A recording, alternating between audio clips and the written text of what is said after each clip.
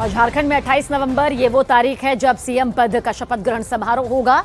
हेमंत सोरेन ने राज्यपाल से इस बाबत मिलकर दावा भी पेश किया, जो कि संवैधानिक प्रक्रिया का हिस्सा भी है। चौथी बार हेमंत सोरेन बतौर मुख्यमंत्री शपथ लेते हुए 28 नवंबर को नजर आएंगे। तो हेमंत सोरेन ने राज्यपाल से मिलकर दावा भी पेश कर दिया है। जो 28 तारीख को शपथ समारोह का कार्यक्रम तय किया जा रहा है। धन्यवाद।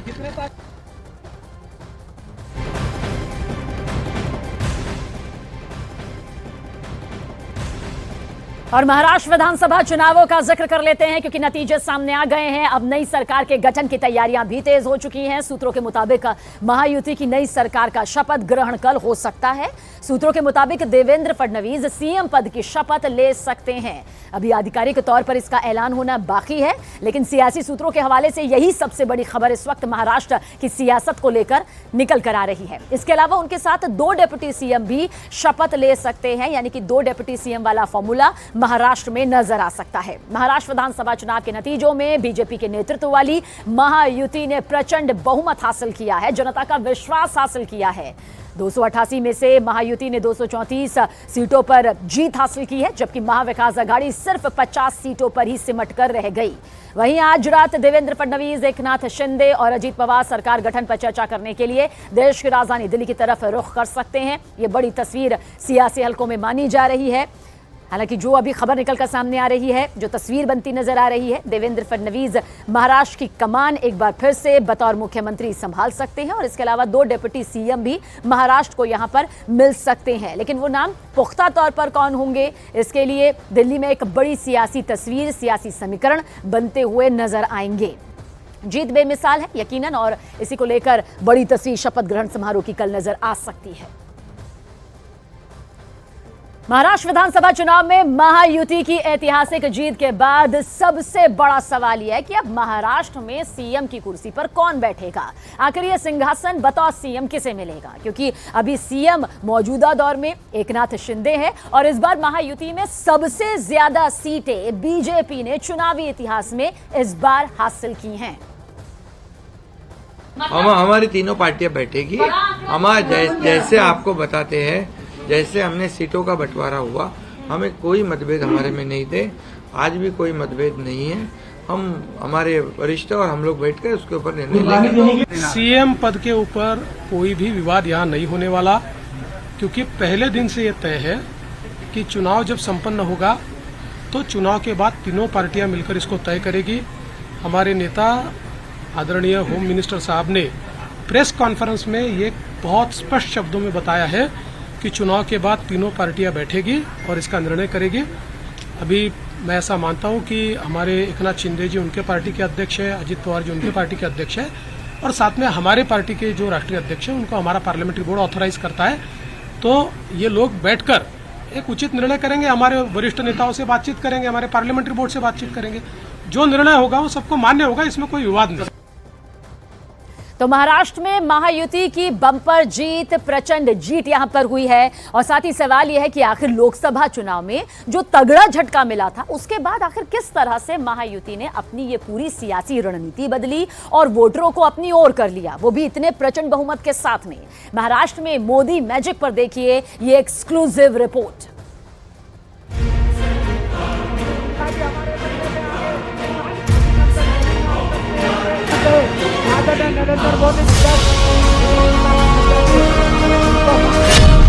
महाराष्ट्र में चल गया मोदी मैजिक। एक है तो ये आज देश का महामंत्र बन चुका है।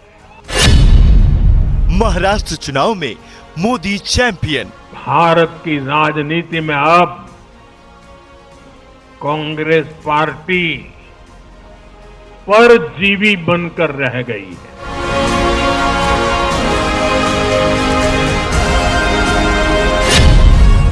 मोदी के दम से अघाड़ी वाले बेदम। कांग्रेस का एक परिवार खुद की सत्ता भूख को शांत करने के लिए जातिवाद का जहर फैला रहा है।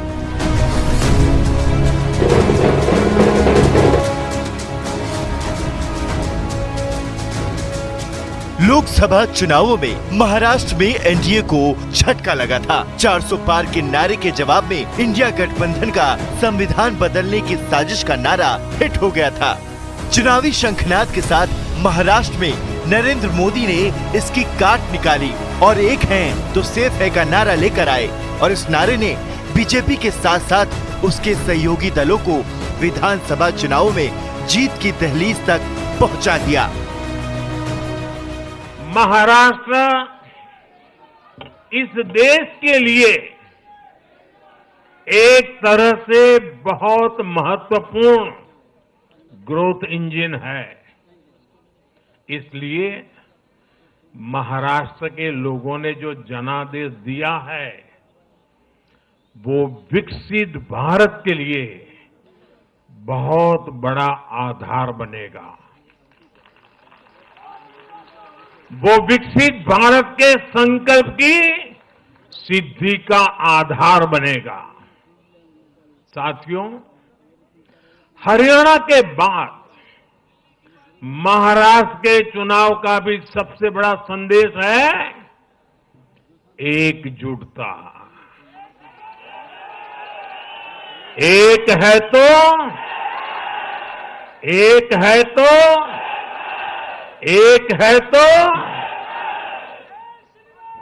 ये आज देश का महामंत्र बन चुका है। एक है तो सेफ है का नारा हिट होने की वजह है क्योंकि इस नारे से मोदी ने एक साथ कई मोर्चों पर महायुति की जीत के रास्ते में आ रही रुकावटों को हटा दिया। एससी, एसटी और पिछड़ी जातियों को जोड़ने में कामयाबी मिली। हिंदू वोटरों को एकजुट करने की योजना काम कर गई। मराठा आरक्षण का मुद्दा अपना असर नहीं दिखा पाया। कांग्रेस का संविधान कार्ड इस बार फेल होता दिखा। पीएम मोदी ने महाराष्ट्र में 10 रैलियां की। हर रैली में एक रहेंगे तो सेफ रहेंगे के नारा हिट होता चल गया। महंगाई, बेरोजगारी जैसे मुद्दे दब गए। पीएम मोदी के नए नारे ने खेल बदल दिया और लोकसभा चुनाव के दौरान कांग्रेस के आरक्षण खत्म करने की साजिश के ट्रम्प कार्ड को उन्हीं के खिलाफ इस्तेमाल करने में नरेंद्र मोदी कामयाब रहे।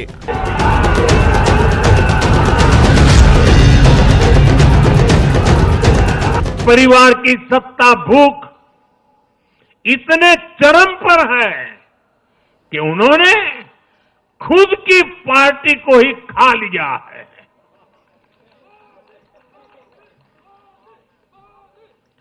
देश के अलग अलग भागों में कई पुराने जमाने के कांग्रेस कार्यकर्ता है, पुरानी पीढ़ी के लोग हैं जो अपने जमाने की कांग्रेस को ढूंढ रहे हैं।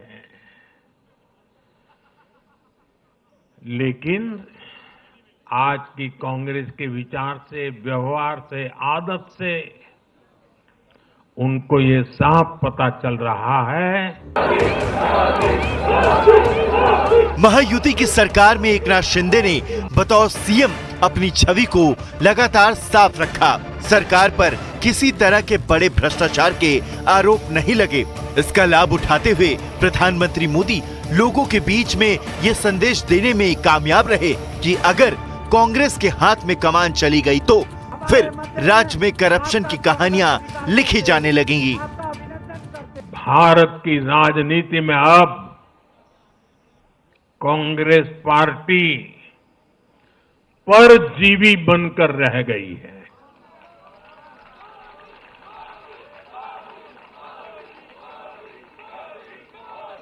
कांग्रेस पार्टी के लिए अब अपने दम पर सरकार बनाना लगातार मुश्किल हो रहा है। हाल ही के चुनावों में जैसे आंध्र प्रदेश, अरुणाचल प्रदेश, सिक्किम, हरियाणा और आज महाराष्ट्र में उनका सुपड़ा साफ हो गया।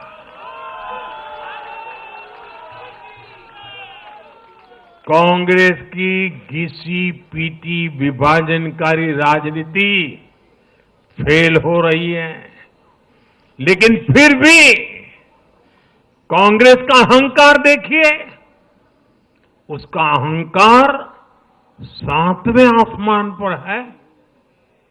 सच्चाई ये है कि कांग्रेस अब एक परजीवी पार्टी बन चुकी है। कांग्रेस सिर्फ अपनी ही नहीं बल्कि अपने साथियों की नाव को भी डुबो देती है। मोदी के सामने चैलेंज था कि किस तरह से शहरी इलाकों में बीजेपी के दबदबे को ग्रामीण इलाकों तक ले जाया जाए और मराठा वोटरों को अपनी ओर कन्वर्ट कर सकें, जिसकी कमी की वजह से लोकसभा चुनावों में एनडीए को बड़ा झटका लगा था। पीएम मोदी ने इसके लिए न सिर्फ बीजेपी को मजबूत करने की कोशिश की, बल्कि अपनी साथी पार्टी शिवसेना शिंदे गुट को भी मजबूत करने का प्रयास किया। यानी एक तीर से दो निशाने। महाराष्ट्र के इस चुनाव ने इंडी वालों का या गाड़ी वालों का दो मुहा चेहरा भी देश के सामने खोल करके रख दिया है।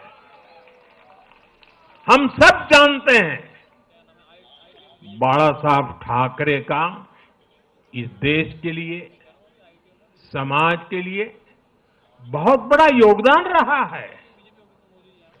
कांग्रेस ने सत्ता के लालच में उनकी पार्टी के एक धड़े को साथ में तो ले लिया, तस्वीरें भी निकाल दी, लेकिन कांग्रेस का कोई नेता